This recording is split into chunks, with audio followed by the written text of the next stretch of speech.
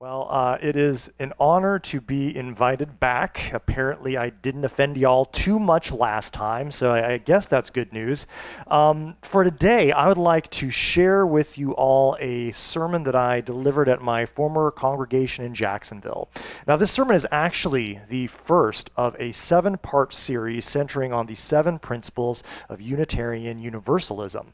I think as a sermon, it works as a standalone, but of course, if you decide you'd like to have me back again in the future, then perhaps I'll have the opportunity to share a few more sermons from this series. But to begin with, I'd like to provide a general overview of all our principles, their place in our faith, and how they came to be. So this is definitely going to be the quick and dirty version of all of that. So in 1961, the Unitarian Universalist Association, or UUA, came into existence.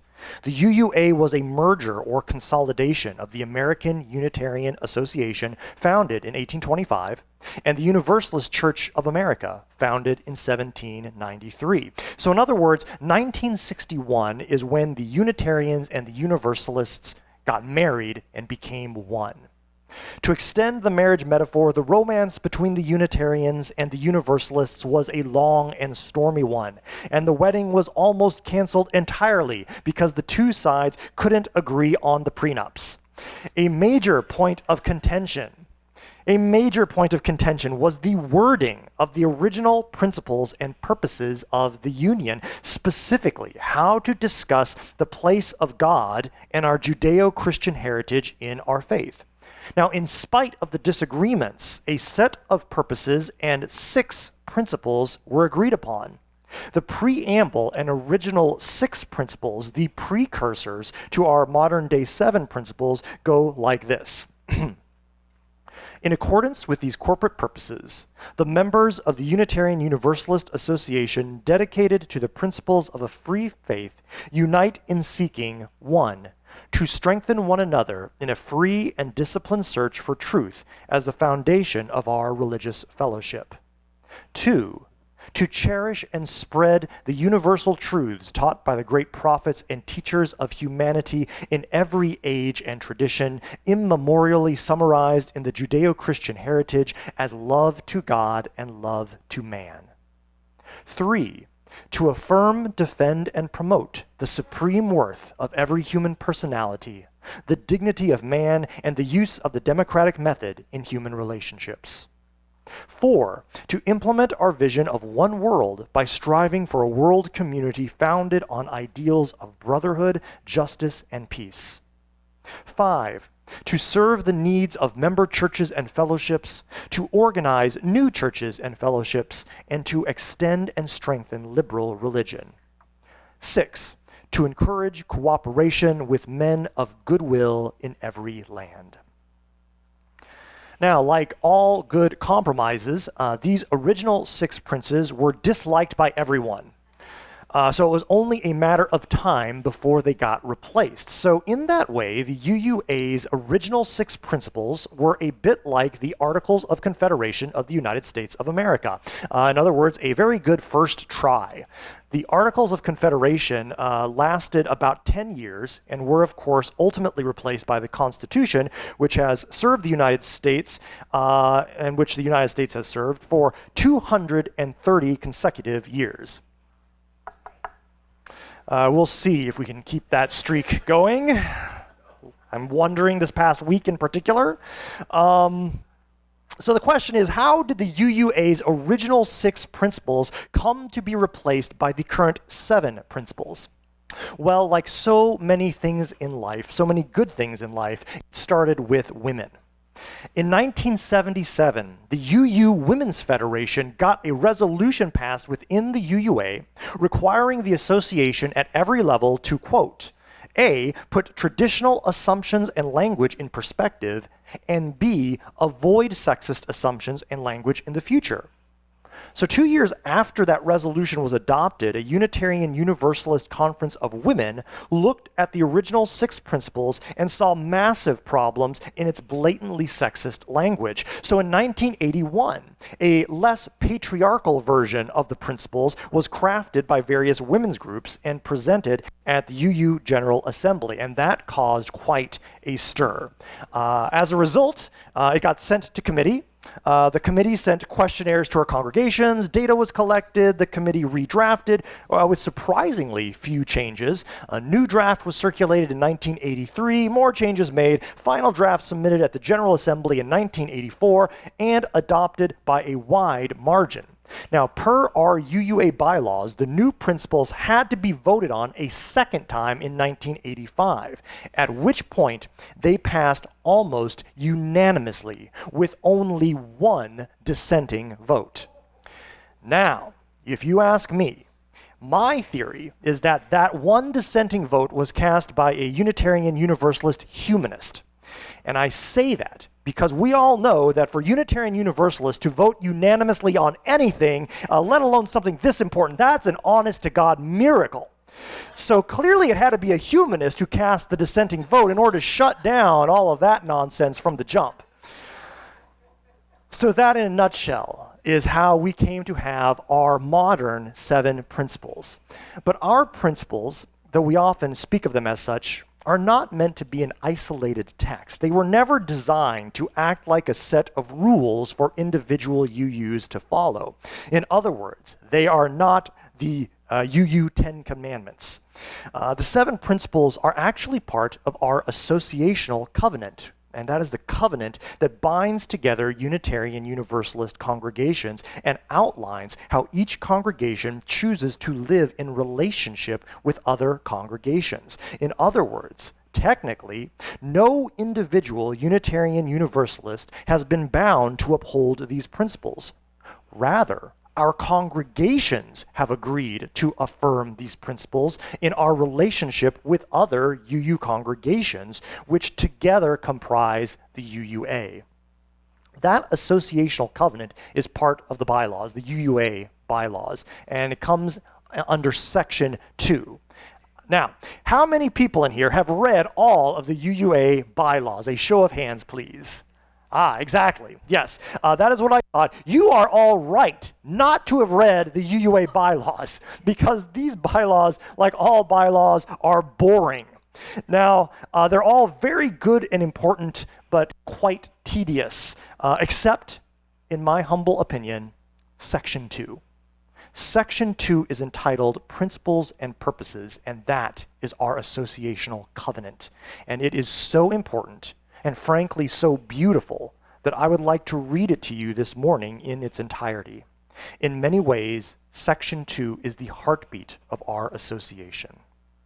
So Article 2, Principles and Purposes, Section C-2.1, Principles.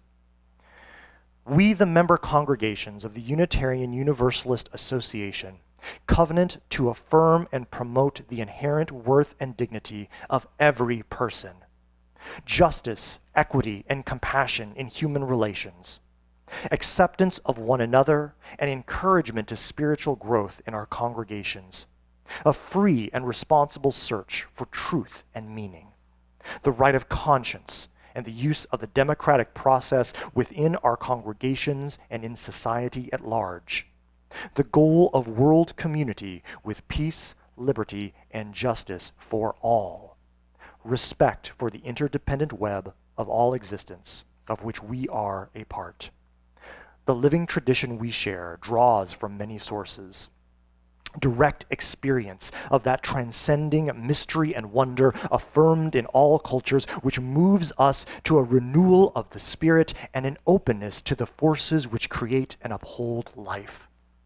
Words and deeds of prophetic women and men which challenge us to confront powers and structures of evil with justice, compassion, and the transforming power of love. Wisdom from the world's religions which inspires us in our ethical and spiritual life. Jewish and Christian teachings which call us to respond to God's love by loving our neighbors as ourselves. humanist teachings which counsel us to heed the guidance of reason and the results of science, and warn us against idolatries of the mind and spirit.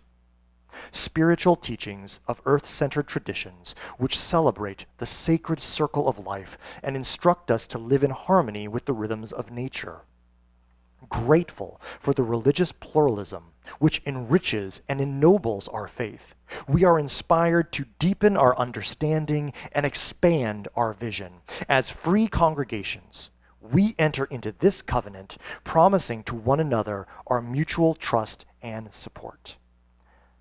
Section C-2.2, Purposes. The Unitarian Universalist Association shall devote its resources to and exercise its corporate powers for religious, educational, and humanitarian purposes. The primary purpose of the association is to serve the needs of its member congregations, organize new congregations, extend and strengthen Unitarian Universalist institution, and implement its principles. Section C-2.3, Inclusion. Systems of power, privilege, and oppression have traditionally created barriers for persons and groups with particular identities, ages, abilities, and histories. We pledge to replace such barriers with ever-widening circles of solidarity and mutual respect. We strive to be an association of congregations that truly welcome all persons and commit to structuring congregational and associational life in ways that empower and enhance everyone's participation. And finally, section C-2.4, Freedom of Belief. Nothing herein shall be deemed to infringe upon the individual freedom of belief which is inherent in the Universalist and Unitarian heritage, or to conflict with any statement of purpose, covenant, or bond of union used by any congregation, unless such is used as a creedal test. So that is the history and greater context of our 7 principles. Now, even though the principles were adopted by a near unanimous vote in 1985, that doesn't mean that everyone in our faith likes the principles. There are several people, including leaders of our faith, who don't really like the principles, and if I'm being honest with you this morning, I am one of them. It is not that I disagree with anything they say. It's just that I, like several others, have a few concerns about them. For instance, I fear that our principles are just a bit too vague. So we affirm the inherent worth and dignity of every person. But who is a person? Is a corporation a person? Is a zygote a person? Without more narrow definitions, I fear the principles do little to distinguish us from any other church or organization. In addition to being too broad, I fear the principles sometimes are too narrow.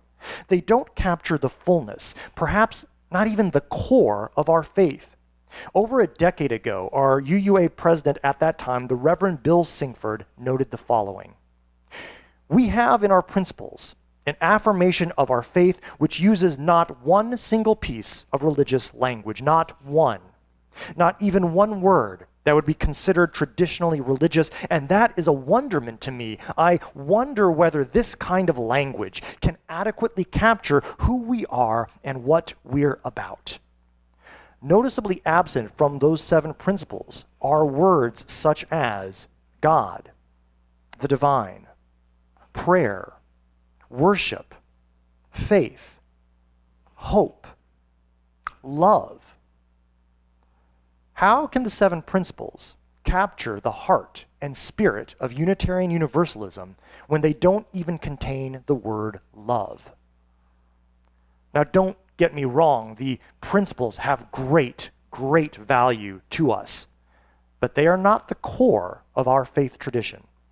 They comprise the lowest common denominator of our faith, the floor, not the ceiling, not the highest spire. But every building needs a floor. A final concern I have with our principles: I think there is always a danger associated with verbal formulas. They ossify quickly and thus become sacred cows.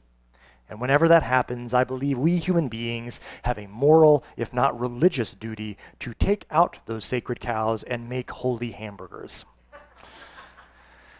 Now, in the limited time that I have remaining this morning, I would like to share with you 3 brief reflections regarding our first principle, in which we, of course, affirm the inherent worth and dignity of every person. First, that first principle does not necessarily mean that everyone has equal value. Now, certainly, each of you may believe that if you like, but on a careful read of that principle, that's not what the principle says. What this principle more fundamentally declares is that every person has a certain value, non-transferable, inalienable at their core, and it comes by simple virtue of being a human being. And that core minimum level of worth and dignity can never be lost, no matter what, because it is every person's birthright as a child of God. At least that's the language that I personally would use to justify it. And from this inalienable core of worth flow certain possibilities. For example, the possibility of unconditional love for all. Because see, if you don't believe that every person has that core inherent worth that can never be diminished, then I'm not so sure that unconditional love for all is rational or even moral. Another possibility that flows from our first principle is the possibility of hope for all. Our Universalist forebears believed that no person, no matter what they did or believed, no person was worthy of being punished eternally in a literal hell. Now, whether we individually believe in an afterlife or not, we modern-day Unitarian Universalists continue to hold that every person ultimately can find and is worthy of redemption, however you may choose to define that term. It is this hope, undergirded by our first principle, that has led many UUs to fight against the death penalty, for instance, to advocate for restorative justice instead of punitive justice, to fight to end homelessness. My second reflection this morning: the first principle is not a justification to act like a jerk. Too often, the first principle is brandished by UUs who use it to defend themselves, or perhaps defend their rather selfish and jerky behavior.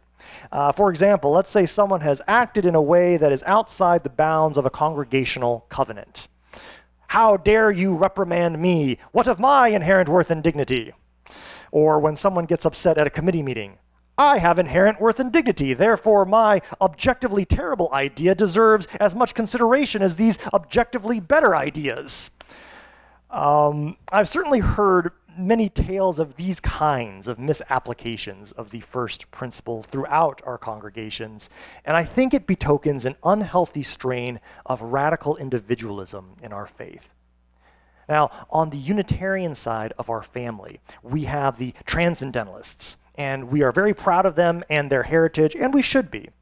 The Transcendentalists, however, also help to propagate this idea of radical individualism. It is absolutely embedded in the works of Thoreau and Emerson, and it can sometimes work against our desire to build the beloved community.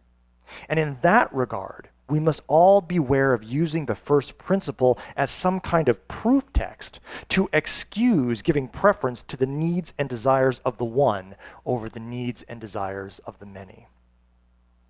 My third reflection on our first principle: all that said, the first principle is not primarily a commandment simply to be nice to each other. I sometimes hear Unitarian Universalists use the first principle as a general encouragement toward being nice and polite to everyone. As in, I feel terrible that I yelled at that guy for cutting me off on the interstate this morning. I really failed to affirm his inherent worth and dignity. I'm not making that quote up. I've actually heard that one. At its core, recognizing the inherent worth and dignity of every person isn't about being nice and polite to everyone we meet. Actually, I believe the first principle requires us more often than not to be the opposite of nice and polite, specifically and especially when it comes to confronting the establishment, standing against the values of the empire, and tearing down systems of oppression that by their very existence serve to deny the inherent worth and dignity of every person. At its core, this is what our faith calls us and compels us to do. And if we are to fulfill the promise of this faith, we must uphold the inherent worth and dignity of those who have been pushed to the margins of our society, those whose inherent worth and dignity are ignored or stripped away by governmental policies, cultural norms, or capitalist values that judge the worth of people based solely on how much they can produce or purchase. So my charge to all of us this morning is this: remember our first principle. There is indeed something valuable in each and every one of us that can never be lost and that can never be tarnished. No matter what, you are worthy. And so is the person seated to your left and seated to your right. The people outside these doors. And remember, we are in this together. Amen and blessed be.